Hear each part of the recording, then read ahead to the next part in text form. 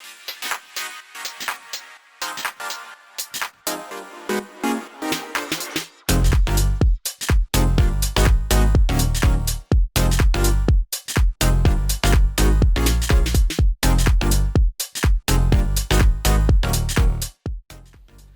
everyone, how's it going?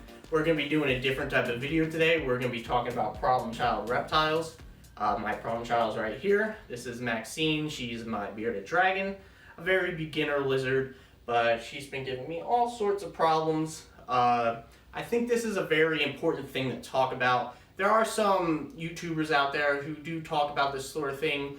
They don't address it directly, but you'll see videos on them struggling to get their snake to eat or something like that.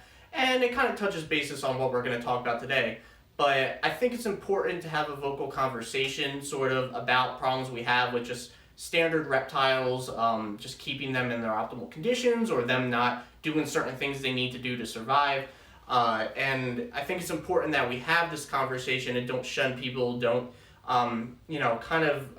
be nasty or mean to people who are having these type of troubles, because I see things online of someone struggling to do something basic and it might not necessarily be them, but it should all be constructive. It shouldn't be harmful. So I'm going to be talking about my problem child today, and hopefully you guys could sort of share this experience with me and kind of talk about some of your problem childs and how you went about addressing getting them in better conditions. So we'll talk about Maxine today, and hopefully this can start some dialogue. One of the biggest frustrations I've had with Maxine is her refusal to change over to eating mostly greens. Now, as you might know, bearded dragons, as they get older, they're supposed to start eating more of their greens and less of their bugs. Maxine, no, she likes her bugs. So I've been trying very hard to get her to switch over, and this has been getting very frustrating. I've had to try to trick her a lot, and she quickly learns how to get around these tricks. It's been pretty difficult. Now you can see here that I'm trying to get Maxine to eat her greens. This is the only way I've been able to trick her. I've tried quite a few ways. I've tried putting bugs in her salads so she would eat both. She knows how to pick them out. So I'm currently trying to sneak some greens in with her bugs, but like I said, she knows these tricks. She adapts to them. She'll move away. She'll close her mouth more so I can't sneak it in. I'll get some in every so often, but not nearly as much as she should probably be having. I have seen people say that you should maybe, starve them of bugs a little bit, and eventually their natural instincts will kick in and they'll start eating their greens. I don't know if I'm quite there yet. I have to think about that a little bit more, but she definitely needs to start eating them more, and I definitely am struggling to get her to do so. One of the other big issues I've been struggling with is humidity.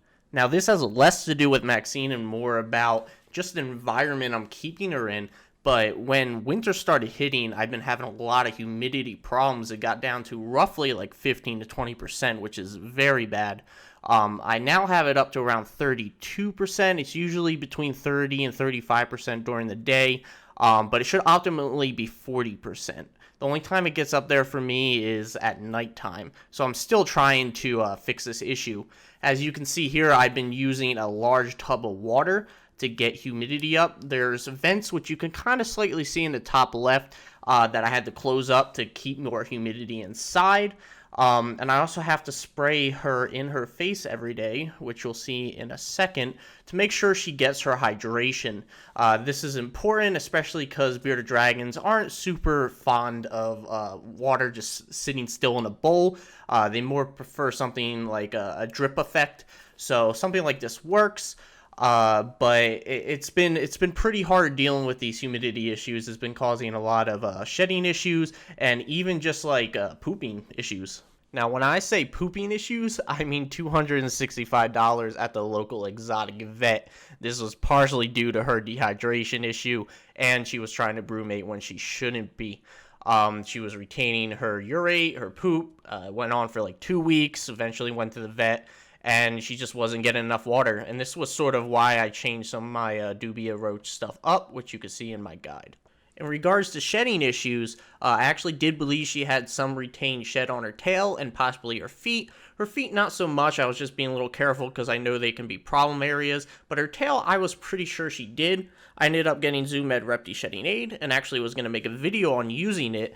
This was a clip to be in that video, but nothing ended up coming off. So either she didn't have retained shed on her tail, or this just didn't end up working. I do stand by the point now that I think she doesn't have retained shed on her tail. It just might be a little bit darker, but you know, this just adds to the confusions I've been having with her, and just making sure that, knowing she's my problem child, she gets, you know, the proper care she's supposed to have. Now, one more thing I want to mention before we wrap up this video is I've been having problems with her in stairs. Bearded dragons, at least mine, are very clumsy creatures, and she likes to, you know, perform some acrobatics on her stairs. Sometimes she'll try to turn around mid-climb down and she'll fall off. She's actually gotten very excited when I come into the lizard room in the morning to feed her and let her run around. So she'll actually just slide right down the stairs and smack right into the glass. She didn't really start even doing this until lately.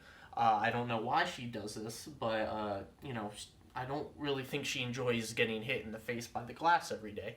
So now I have to think about maybe putting some cushion in there, something I didn't intend to do and have to figure out now. But really, I think that just adds to this thing of a problem child. You know, it's a bunch of little things adding up. It's never just one thing that you can focus on. This is just what the definition of a problem child is. So I'm hoping that this video made you feel maybe a little bit better of some of the things you feel down about in terms of your reptile care. We all struggle. It happens. It shouldn't be something that you should feel ridiculed for, or, I don't know, just shunned for. So be vocal about this stuff, because you're only going to improve on your care if you're vocal, and you know, maybe someone really could help you out with their knowledge and their experience. So please, if you've had problems with your reptile in the past or currently, let me know, comment below, and we can just, you know, talk about this and, you know, maybe figure some stuff out. So thanks for watching this video. I hope you enjoyed. Like, comment, subscribe. Thanks.